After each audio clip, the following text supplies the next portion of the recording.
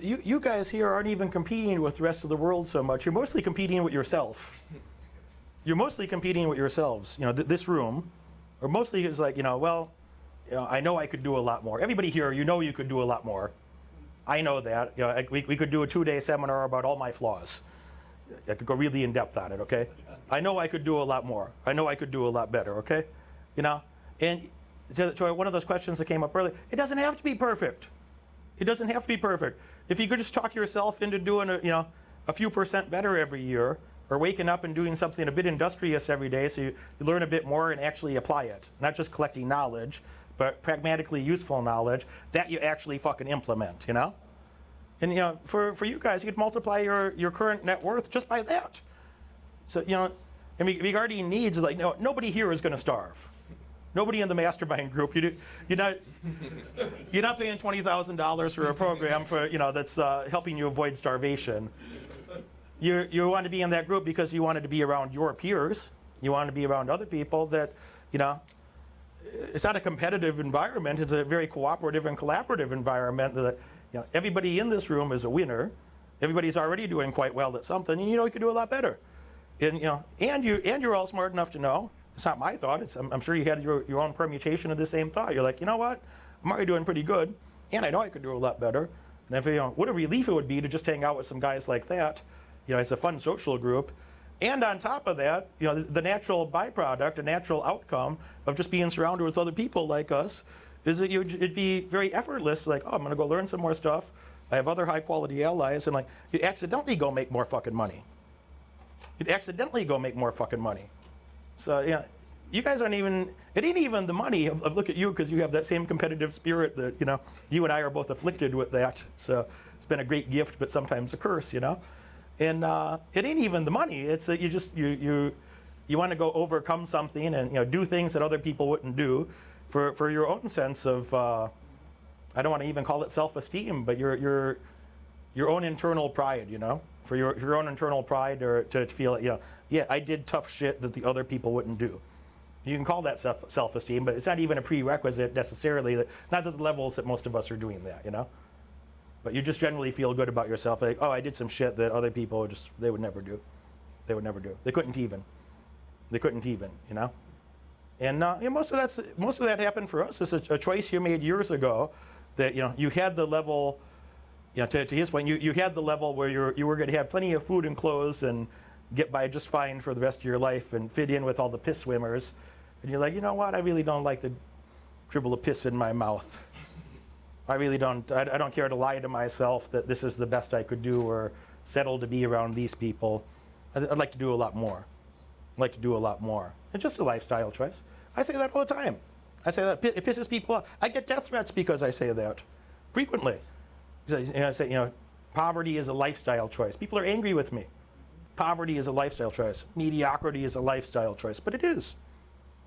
I grew up in, no more than, I was no farther above like the 2 percentile in America. It was really shit, and I didn't have a single positive role model. I had a lot of negative role models, and even those were useful. I still had the spirit to look at them and be like, well, there's a good example of what not to do with your life. Oh, there's another great example. Oh, don't do that. So I learned things like, don't join the gang, don't smoke crack, avoid heroin. Those are the type of role models that I had as a kid. And even from that, like, that was still a useful foundation of, if you don't have good role models, then look around at what are some things you clearly shouldn't be doing, and then try to build in some better habits. It'll be a low bar. It'll be easy to do. So I just think it's a lifestyle. I don't have any pity. A common thing I get on in Instagram, they send me these DMs. They say, but Derek, I'm from India. But Derek, I don't have a lot of money right now. And I'm like, well, cool, but you're never going to have any fucking money if you don't start doing something. You invite somebody to say to like a web training with no cost, just like an invitation to, hey, if you're interested in learning about this, join this, web training. I help you have a better understanding of a couple nuances. And they'll write me back. First of all, I didn't reach out to them. They reached out to me and asked for the invitation. And then you give them the invitation, and then they reply with an excuse. A third of them do this. A third of people reply with an excuse is like, but I don't have a lot of money right now. So are you too poor to learn, dumbass? You're too poor to learn something. You're going to stay poor if you don't learn something different. If you don't learn something new, you're going to stay poor. You're going to stay stupid. And then, and occasionally they'll want to argue with me about that. And I'll say a couple of comments, and I just block them generally if it's just clear. Oh, it's just a buffoon. No need. So I just block some of them. But it's amazing to me the number of people out there that they like their excuses more than their actual goals. They'd rather tell me their excuse. They don't even actually want to be successful. They just want to tell somebody an excuse. I think it's literally that. They have a thought in their head of like, oh, it'd be nice to magically blah, blah, blah. Oh, wait, I got to learn something? Never mind, I'm poor. I can't afford. It's free, asshole. And then another one, they'll write me very frequently, a few percent, 8% maybe. They'll write me a note to say, is there a cost? Is there a charge? Is there a fee? And I just have a quick blah, blah, blah. And I say, if you prefer free, I say, there's no charge. But if you prefer free over valuable, please unfollow. If you prefer free over valuable, just go away. You won't fit in well in this group.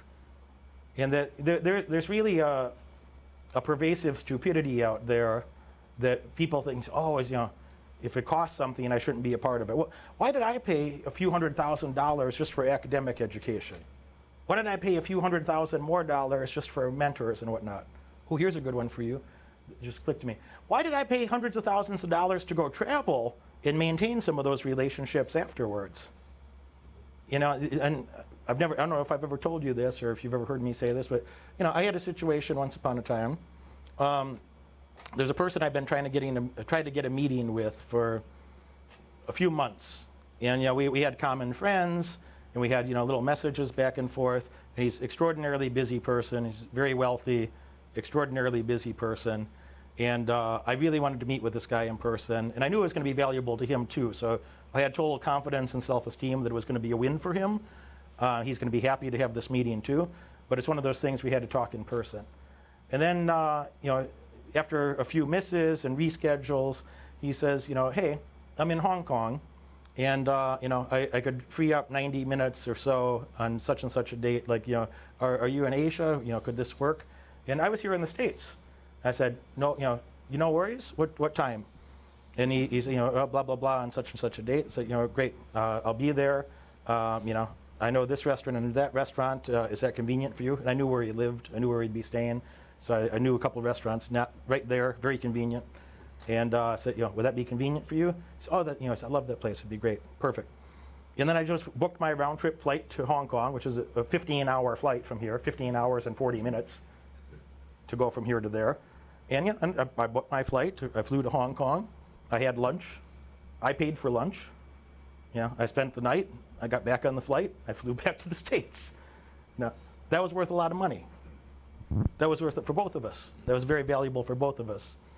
And, so the value of a conversation with somebody could change your whole life. But then there'd be some jack off that instead of being like, oh, I'm not in Asia. I never did this before. Oh, I don't know, man. You know the general psychology I'm talking about. And like, I imagine you would have had some of those thoughts, or the value about being around the right people, or the value of. I think after a point, I think you're at this point. I think after a point where you're past that survival money by far, and you don't have to work at all if you didn't want to. But those relationships, your time and relationships are the most valuable thing. Like that'll lead to more money.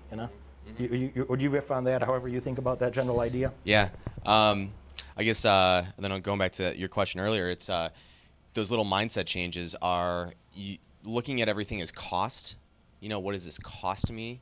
This program, this piece of hardware, whatever. It's like, oh, this costs me money, and that's like changing that mindset to like, what kind of value is this going to bring to me? Not looking at the price tag, looking at because the price tag is just the input. Like, what kind of output is this going to create for me?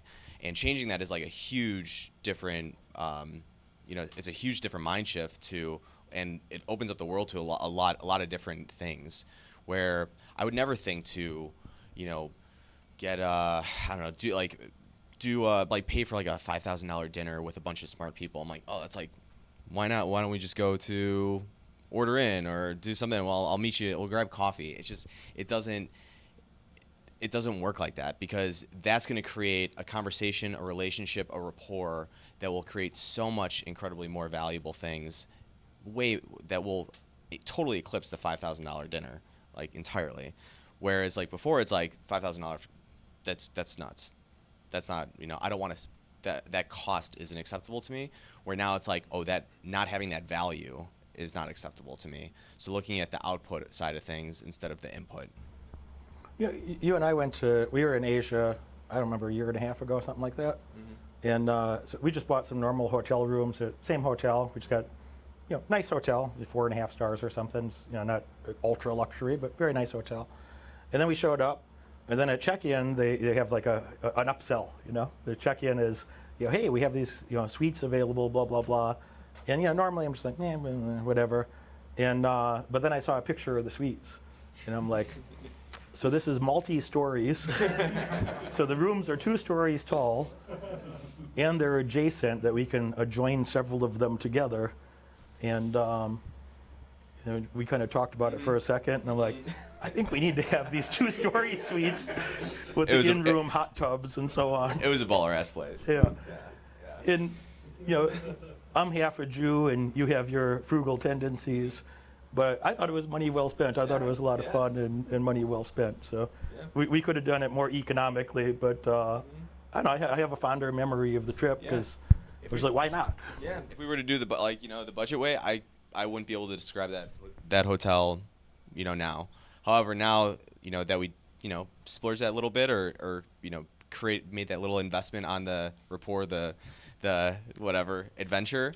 I mean, I could explain that hotel vividly, and have that very fun experience to look back on. So why the fuck not? Yeah, there's a shared dining room table that a bunch of us end up sitting around the dining room table and having a good business chat. And I couldn't tell you where the dollar came from, but I bet I made that money back between the, just having that conversation, just a brainstorm for a couple hours. It wouldn't have happened without the table there. Without the dining room table in the middle of one of the suites. Just wouldn't have happened, Just putting yourself in those environments that you're with the right people and it's comfortable and fun. A lot of good things can come from that. I'm not telling you to go overspend on a hotel. I mean, I also negotiated with the people for a lower rate. Yeah, you did. Two rounds of that.